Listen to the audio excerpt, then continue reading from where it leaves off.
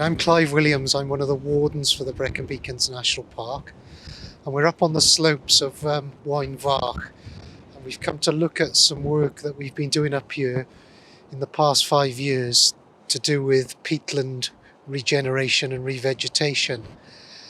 Lots of the paths up here have been eroded by people walking, and we've been doing work to combat that erosion, to try and get vegetation growing back on bare peat, try to stabilise the area.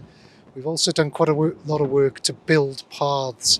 We've also installed dams, timber dams, to help slow the flow of water off the hill.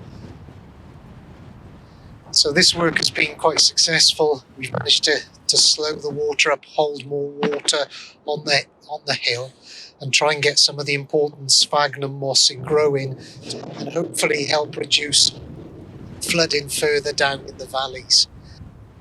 We're also hoping that the work will improve water quality and reduce peat runoff into the reservoir, which is just below us.